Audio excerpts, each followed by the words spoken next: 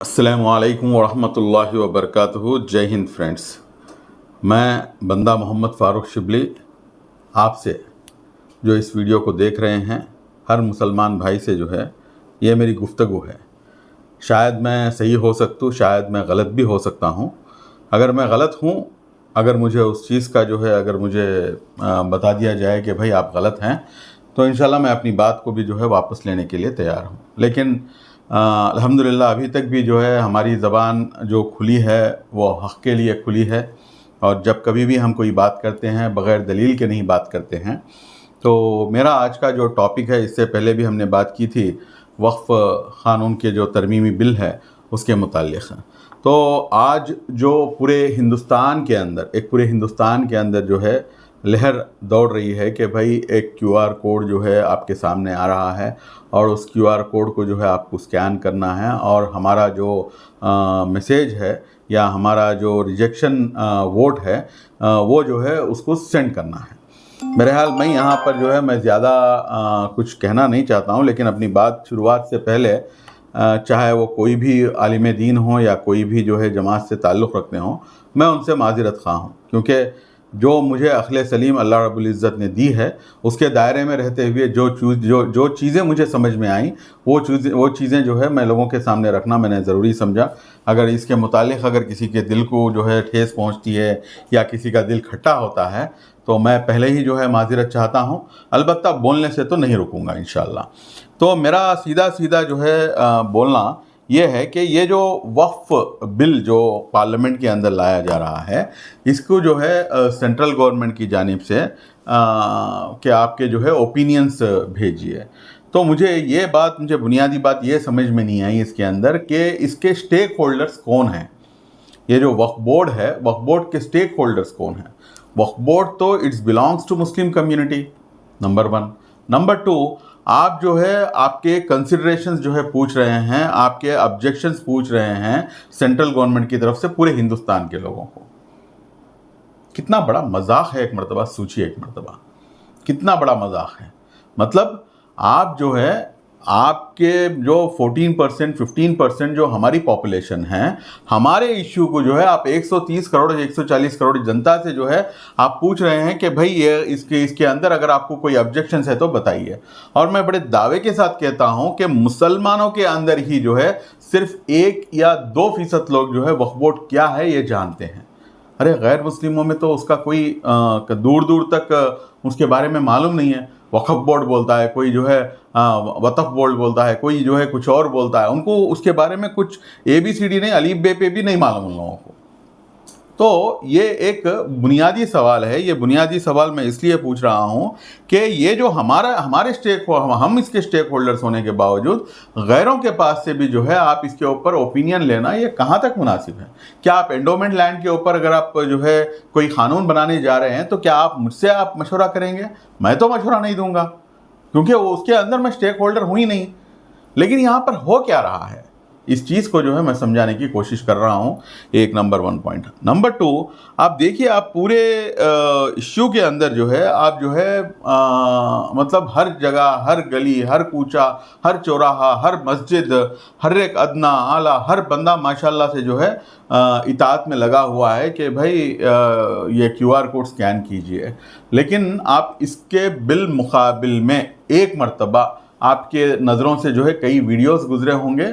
आजकल तो गणपति त्यौहार जो है परसों ही हुआ है, तो अभी उसका जो निमज्जन है वो तो अभी चालू है और कई मंडपों के पास। और इस वीडियो देखते वक्त कोई भी हजरात अगर चाहते हैं तो किसी एक गणपति का जो ये होता है वहाँ पर जो है आप जाकर एक मरतबा गौर कीजिए कि हर एक जगह पर ये QR कोड लगाया हुआ है। और उन लोगों का कहना यह है कि आप हजरात जो है इसके फेवर में, मतलब ये वक्फ़ क़ानूनी तरमीमी बिल लेकर आना ज़रूरी है बोल के वो लोग जो है वोट कर रहे हैं।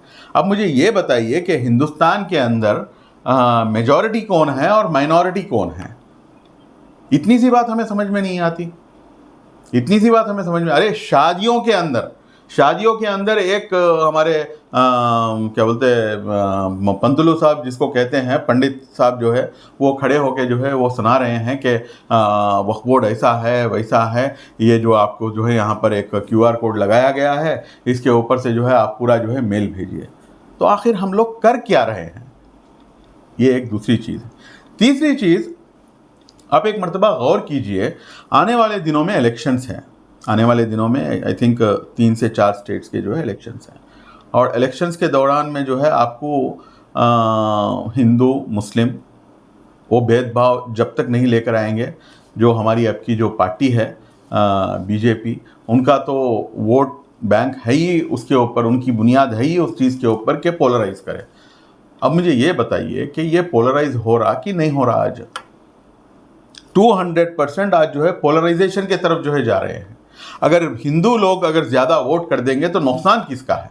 एक नुकसान वो है, दूसरा नुकसान जो सोसाइटी है, उस सोसाइटी को जो है खड़ा करके जो है उसको 2 हिस्सों में डिवाइड किया जा रहा, और वो करने वाले आप और हम हैं, और वो भी हमारे बड़ों की हिदायत पर माशाल्लाह से।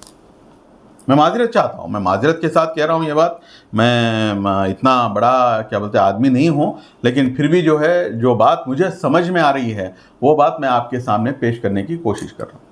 एक और चीज़ यहाँ पर आप लोगों को समझना ज़रूरी है कि CWC जो सेंट्रल वक्फ काउंसिल है, सेंट्रल वक्फ काउंसिल का जो बोर्ड होता है, वो सेंट्रल वक्फ काउंसिल के बोर्ड के अंदर जो है आज तक गुज़िश्ता 1.5 साल से सेंट्रल वक्फ काउंसिल का जो बोर्ड होता है, उस बोर्ड को सेंट्रल गवर्नमेंट ने नहीं बनाया, और आज भी जो है उसके 20 मेंबरान खाली हैं, और किरण रिजिजू जी जो हमारे यूनियन मिनिस्टर हैं, माइनॉरिटी वेलफेयर वगैरह आप संभालते हैं, उन्हीं के पास पड़ा हुआ है, और उसके जो बोर्ड के जो जिम्मेदार हैं वो साहब भी जो है गैर मुस्लिम हैं। आखिर मुझे समझ में नहीं आता ये हो क्या रहा है, और इस चीज़ के ऊपर जो है हम लोग जो है हंगामा मचाकर आने वाले इलेक्शंस में जो है उन लोगों को फ़ायदा पहुंचाने की हत्तल इम्कान कोशिश मैं तो नहीं कर रहा हूँ साहब, अल्हम्दुलिल्लाह मैं किसी को स्कैन करने के लिए नहीं कर रहा हूँ। अलबत्ता बड़ों के तरफ से हिदायत थी तो मैं मेरे जगह खामोशी के साथ जो है वो काम करके मैं बैठ गया, क्योंकि वो दिल को मुतमईन होना था, क्योंकि बड़ों की हिदायत थी। लेकिन इस तरीके के साथ एक मौलाना साहब का वीडियो देखा मैं, एक और मौलाना जो है खंदे के ऊपर जो है माइक लगाए हुए हैं, और आप जो है बाज़ार के अंदर बोलते फिर रहे हैं कि भाई ये ऐसा है ये वैसा है, इसके ऊपर जो है आप ये करना चाहिए बोल के। क्या आपका मैसेज सिर्फ़ और सिर्फ मुसलमान भाई ही सुन रहा है? आपका जो वीडियो है मुसलमान ग्रुप से भी कई गुना ज़्यादा जो है गैर मुस्लिमों के ग्रुपों में जो है गर्दिश कर रहा है। इसका फ़ायदा किसको हो रहा? आप किसको फ़ायदा करना चाह रहे हैं? आप किसका फ़ायदा जो है आप लोग कर रहे हैं? मैं ये नहीं कहता कि आप लोग जो है वांटेडली ये पूरी इश्यू हो रही है, लेकिन सियासत को सियासत की नज़र से समझना बेइंतहा ज़रूरी है, और जब तक सियासी शऊर के साथ किसी भी मुद्दे को समझा नहीं जा सकता, मैं समझता हूँ कि ये काम नहीं हो। एक और बात यह है कि ये तो बिल बनेगी पार्लियामेंट के अंदर जितने भी पार्लियामेंट के मेंबरान हैं वो वोट करेंगे। अगर मेजॉरिटी वोट आया तो जो है वो बिल पास होगी, अगर उससे कम आ गया तो वो बिल पास नहीं होगी। ये मिनिमम कॉमन सेंस है। अब हम लोग 5 करोड़ लोग जो है अगर ईमेल भेजेंगे और उसके अंदर हमने जो है रिजेक्ट बोल के कह दिया, तो क्या वो रिजेक्ट हो जाएगा? ऐसा तो हमारा कानून है नहीं, संविधान तो हमारा कुछ और बताता है। बहरहाल एक अदना सा मशवरा, मैं इश्यू को ही मैं बात नहीं करता हूँ, मैं इश्यू के साथ जो उसका जो राय अमल होता है या उसका जो एक्शन प्लान होना चाहिए, ये जो हुआ है ये गलत बोल के जो मैं बोल रहा हूँ, लेकिन उसके साथ साथ में जो है सही क्या है वो भी बताना मेरी जिम्मेदारी है। जो मेरे दिमाग को, जो मेरे जहन को जो चीज़ समझ में आई, मैं वो चीज़ भी जो है इसके अंदर आखिर में मतलब प्रॉब्लम के साथ सोल्यूशन भी जो है मैं पेश करना चाहता हूँ। वो सोल्यूशन ये है, 2 तरह के सोल्यूशन, 2 तरह के नहीं, 2 ही सोल्यूशंस हैं। एक सोल्यूशन ये है कि आपको जो है नीतीश कुमार साहब पे और नारा चंद्रबाबू नायडू साहब पे, इन लोगों को आपको कॉन्फिडेंस में लेना ज़रूरी है, और इनको कॉन्फिडेंस में लेने के लिए इनके पास जाकर फ़ोटो खिंचवा कर अगर आप उसको जो है सरेआम डालेंगे तो किसी भी रियासत के लिए रियासत के इश्यूज इंपॉर्टेंट होते हैं। अगर नारा चंद्रबाबू नायडू साहब और नीतीश कुमार साहब की जगह मैं भी होता तो मैं रियासत के इश्यूज़ को जो है मैं मेजॉरिटी लेवल के ऊपर रख के देखूंगा, क्योंकि मैं रियासत का सीएम बनूंगा। मैं किसी एक मुसलमान कौम का या मुसलमान तबके का सीएम नहीं बनूंगा। इस चीज़ को समझना ज़रूरी है। अगर आप लोग मुलाकात करना चाहते हैं तो आप लोगों को मुलाकात जो है अनऑफिशियली का बहुत सिंपल डेफिनेशन देता हूं मैं आपको।